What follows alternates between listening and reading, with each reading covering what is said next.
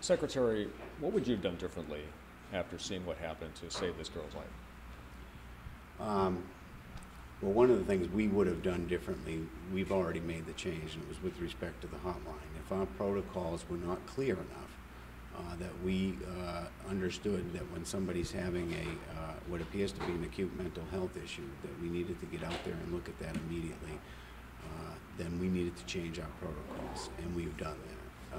I'm not sure, based on that change, that it would have changed the outcome in this case because of how quickly circumstances unfolded that day and because the gentleman involved was so mobile that day. So it's unclear whether we could have located him or not. But to me, that's not what's important. We made the changes because even if we have a chance to prevent this in the future, we need to put our system in a place where they can have that chance and we can respond more rapidly. I think some of the more systemic issues, we do have a team on the ground. It's a pretty diverse team that's taken a much more in-depth look at this, not only in terms of what happened, but trying to determine why it happened, why some of the decisions were made in the case. And the more we can understand about that, I think the more meaningful recommendations we can have.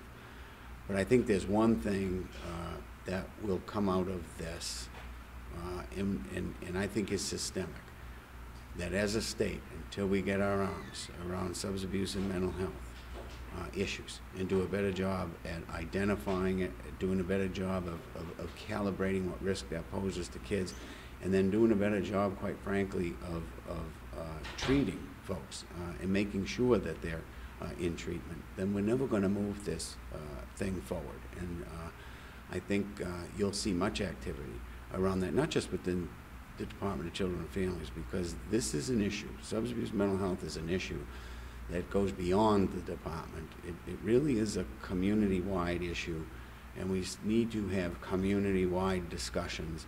We need to have discussions at the legislative level around it, and I do think you'll see some systemic changes coming around how we deal with these issues. How much did it hurt to hear that this child had been killed? I think at the department, you know, sometimes folks think of us as bureaucrats. I can tell you we're people. When I heard the news, I was just like everybody else. I was sick to my stomach.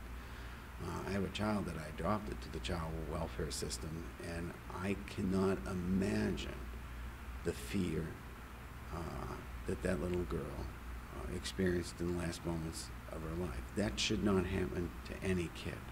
So I was sick to my stomach, and I'm angry, and I'm frustrated that we can't better protect kids. No child in the state of Florida should have this happen to them.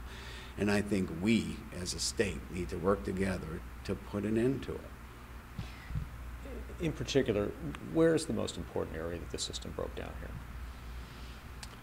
This case is unique to a lot of them because of the speed at which it unraveled. And so it's very difficult at this point to look at that day because, boy, that day happened, at least relatively to us, very rapidly. But I do think if you get upstream on this case or cases like it, I think that we have to do a better job of understanding the impacts of substance abuse and mental health on families, but also what impacts and dangers it presents, both in the present but also in the future. For the kids who live in those homes if those issues go unchecked. What do you mean when you say that no matter what, the buck stops with DCF? Child welfare is a big fragmented system, and sometimes the misnomer is that DCF does everything. DCF is responsible for everything. And so when I say the buck stops, we own child welfare. I own child welfare. And I have a responsibility to get it fixed, but there are many parts that contribute to that. It starts with our investigative process. We work with our substance abuse mental health partners.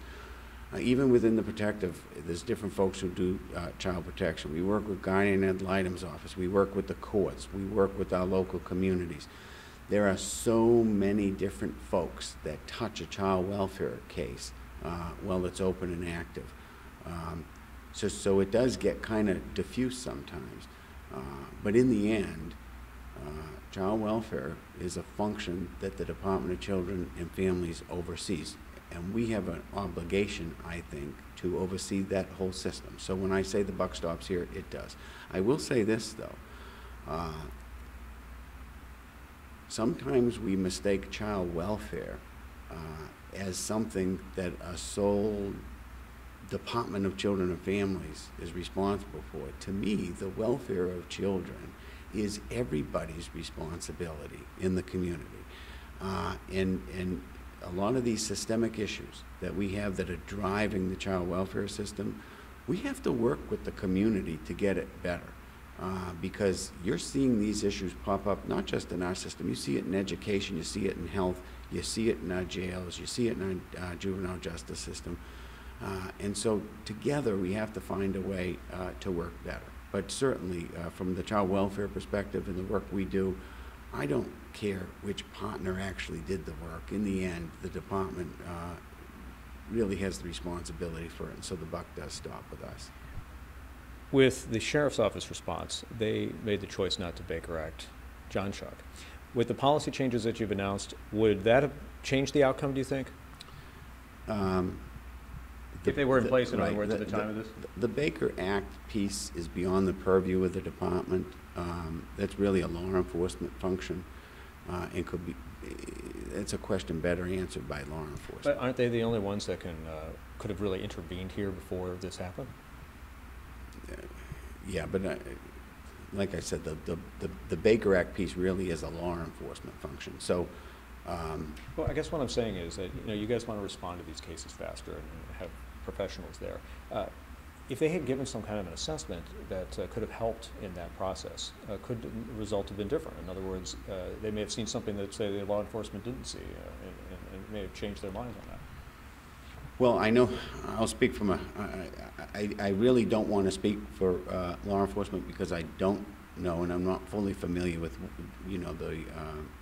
the training and things they have to go through before they can do those assessments. I know from a child welfare standpoint, if we send out a CPI, it's hard to have our child protective investigators be an expert on every topic. And so absolutely, particularly when we already engage our mental health, our substance abuse mental health experts in the assessment of these cases. What's different in this case was this was an acute episode. And so I think it's absolutely important from a child welfare side, if we had successfully dispatched that child protective investigator, that they also have and can draw on a mental health expert to help them in that assessment. Absolutely. And I think if you have that system in place, I think in the long run you get better decisions.